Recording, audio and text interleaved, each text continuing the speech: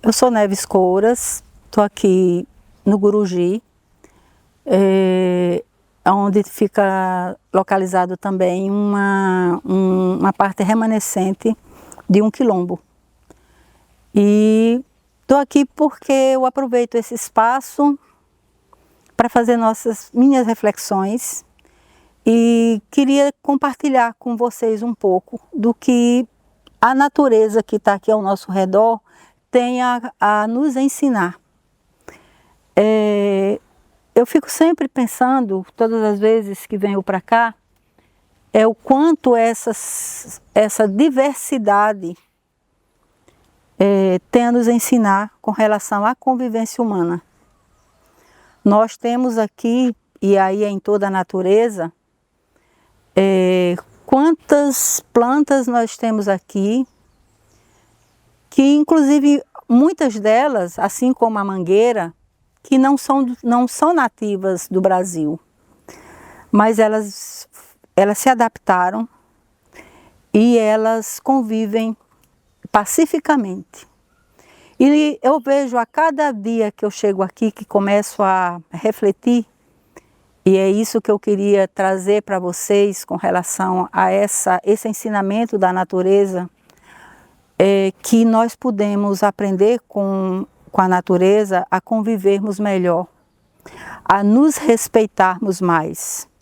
Aqui existe uma diversidade imensa. Aqui nós temos o respeito de uma planta pequena com uma maior, uma que cede espaço para a outra crescer. E me veio à mente a questão colocada pela Igreja Católica, da campanha da fraternidade desse ano, que o título é A Amizade e a Fraternidade. E nada melhor do que essa diversidade para nos ensinar. Porque os amigos, ele fala, o Papa Francisco, né, que tanto nós admiramos pelo seu jeito simples de ser, ele nos ensina e ele fala que precisamos ser amigos. E tão poucos amigos nós, na verdade, nós temos ou cultivamos. Não sei se isso tem a ver com o cultivar. Mas me veio à mente uma história que meu pai falava com relação a meu avô. Meu avô era um homem do interior, né? Nós somos sertanejos. E meu avô, vou usar uma palavra que eu não sei se todos conhecem, tinha um lundum. Ele passava 8 dias em casa de cara amarrada, sem falar com ninguém. E ele respeitava muito e tinha uma amizade muito forte com um compadre que por acaso era o pai, era o padrinho de meu pai. E aí chegava um ponto dele não falar dentro de casa e minha mãe pedia a meu pai para ir buscá-lo, que ficava na propriedade perto, para que viesse falar com meu avô, e ali começava o diálogo. E nesse diálogo, ao padrinho de meu pai sair, ele voltava ao normal dentro de casa. E aí a gente começa a refletir na questão da amizade, do que nós precisamos cada dia mais nos unir. No período da pandemia, muitas religiões, muitas filosofias espiritualistas, né, falavam que o homem iria mudar. Porque a pandemia ia ensinar ao homem. Para os espíritas, nós falamos, e isso aí acho que muita gente fala, porque desde de Chico Xavier que essa conversa flui, de que nós estamos num período, a Terra está num período de transição, né? Transição de um lugar de expiações, prova e expiações, para um planeta de regeneração. Mas o que adianta essa regeneração? De quê? Né? De nós homens, da humanidade. Quando eu fiz meu mestrado, eu fiz em Ciências das Religiões e minha área foi uma área voltada para espiritualidade e saúde. E eu convivi muito com os alunos de medicina, professores de medicina, tivemos inúmeras aulas junto com alunos de medicina. E eu achava estranho, uma linguagem que se falava muito naquele momento, era a humanização da medicina. E eu achava aquilo estranho, né? Se a medicina veio para cuidar do homem, se a medicina veio para salvar, por que ela precisava ser humanizada? E depois eu comecei a perceber que realmente todos nós, não só na medicina, mas em todas as profissões, a nossa convivência humana está muito difícil. E aí o Papa fala também, voltando um pouco para o que ele disse, o Papa fala de nós pensarmos a paz do mundo. Mas como a gente pensar na paz do mundo, se a gente não pensar primeiro na nossa paz interior, se nós não pensarmos na paz do nosso município, se nós não pensarmos na conservação e no respeito à mulher, ao negro, aos pobres, nós estamos pensando, estamos num município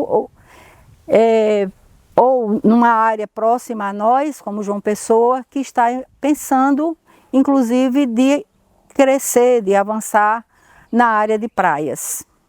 Mas e o ser humano? E as pessoas que estão com necessidade de alimento, de assistência médica, de educação, as pessoas que estão, o ser humano que está precisando do outro. O que porque aí a reflexão que eu trago é a partir de nós. O que eu, como ser humano, estou fazendo pelo outro? E aí vem sempre aquela conversa, mas eu não tenho o que dar. Mas nós estamos precisando de sorrisos, nós estamos precisando de abraços, nós estamos precisando que alguém dê um telefonema para o outro, para saber como é que você está. Você está precisando de alguma coisa? Ou mesmo se você não tiver nada para dar, procure apenas saber como você está. E às vezes aquela pessoa faz dias que não conversa com ninguém. E ali fica talvez até uma ligação mais longa. Mas ela se torna necessária. E aí vem uma outra lembrança, que é de um texto que fala de um livro Neio Lúcio, que conta a história de dois senhores de idade, e eu vou usar a linguagem atual. Eles moravam em comunidade, de uma comunidade para outra, eles precisavam se deslocar, e eles sairiam cedo do dia e teriam que voltar e chegar, vamos dizer o que chama hoje de uma pousada, antes do anoitecer, porque cairia neve naquele dia. Era um período de muita neve, muito frio. E os dois idosos partem juntos para o que eles pretendiam fazer no dia seguinte. No caminho, eles encontram uma criança caída no chão. E um dos idosos se abaixa e diz: eu vou levar essa criança. E o outro diz: ele vai nos atrasar. Para que você vai levar essa criança? Você vai fazer com que a gente chegue tarde na pousada e a gente não encontre mais, talvez pelo cair da neve, nós não encontremos mais nem o caminho. Mas ele insiste, pega aquela criança, abraça essa criança, coloca a roupa que tem por cima dessa criança e parte um pouco mais pesado, com mais dificuldade. Enquanto o outro, que está leve, caminha na frente. Ao chegar na pousada, ele não pergunta, já era tarde da noite, ele não pergunta pelo amigo. Mas no dia, ao amanhecer, ele pergunta ao pessoal da pousada: meu amigo tal chegou aqui, onde é que ele está? Não, ele não chegou. E eles voltam aquele caminho no dia seguinte à procura do outro amigo. E ele encontra o outro amigo morto. E o que leva a criança sobreviveu. O que é que nos leva ao raciocínio dessa história? O que parou para levar aquela criança, pensou estar ajudando aquela criança naquele momento. Na verdade, os dois foram ajudados, porque o calor um do outro serviu para preservar a vida de ambos. Então, eu fico imaginando, e aqui nesse lugar, voltando à questão da forma como as plantas vivem uma ao lado da outra, como a humanidade está. A humanidade está desumana. É difícil, né, dizer isso. Até parece um pouco a humanidade desumana. E aí a gente tem ouvido vários textos, várias palestras, né, todas as filosofias, inclusive os filósofos da antiguidade, que falando sobre a amizade, e aí me vem me lembrando Sêneca, com as cartas que ele escrevia para um amigo, Lucílio. Até existe será que Lucílio realmente existiu? Mas Sêneca precisava de alguém para compartilhar tudo o que ele pensava, tudo o que ele aprendera, tudo o que ele queria inclusive deixar escrito e não tinha para quem passar naquele momento, pela situação como ele vivia, mas ele deixa 23 cartas a Lucílio. E em todas essas cartas ele compartilha a necessidade da ética, a necessidade do homem ser íntegro. E se a gente analisar hoje, e eu queria que vocês seguissem esse raciocínio comigo, como é que está a nossa sociedade hoje? Eu quase não vejo televisão. Eu moro nesse lugar onde eu estou e dificilmente vejo televisão. Às vezes eu vejo algum noticiário para também não ficar fora, não é, das notícias e ficar alienada, mas eu estou muito voltada para os livros, para a escritura, né? Eu escrevo, inclusive sou uma das articulistas do blog do João Vicente Machado e ao ver a televisão, muita coisa me dói tanto, me machuca tanto, que eu fico pensando como é que o ser humano, com o conhecimento tecnológico que nós temos, nós estamos no século XXI e ainda nós temos pessoas com tão pouco conhecimento humano, com tanto respeito pelo ser humano. Nós precisamos, cada dia mais, repensar a nossa forma de ser e de viver. E aí, é isso que eu queria trazer para vocês nesta conversa, nesta reflexão. Vamos repensar um pouco nossas atitudes com relação aos nossos irmãos, nossa família. O que é que estamos fazendo para facilitar a vida do outro, para ser útil ao outro? O que é que nós estamos pensando em fazer? O que é que nós realmente fazemos?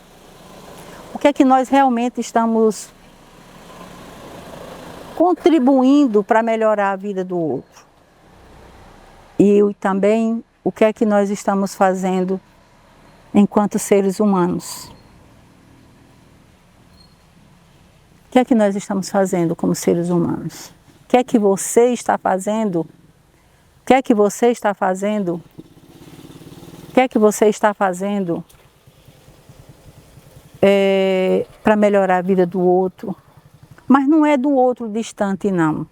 Não é do outro lá de Israel, não. O que é que nós estamos fazendo com os nossos irmãos aqui no Conde, aqui em João Pessoa, aqui no sertão onde nós vivemos, onde estão nossas famílias? O que é que nós estamos fazendo para melhorar a vida deles? Então, eu quero concluir com essa pergunta, mas deixando para vocês, pensem nisso, e aí eu deixo o meu abraço carinhoso. Não quero ser dona da verdade, mas nós estamos precisando cada dia mais de um abraço.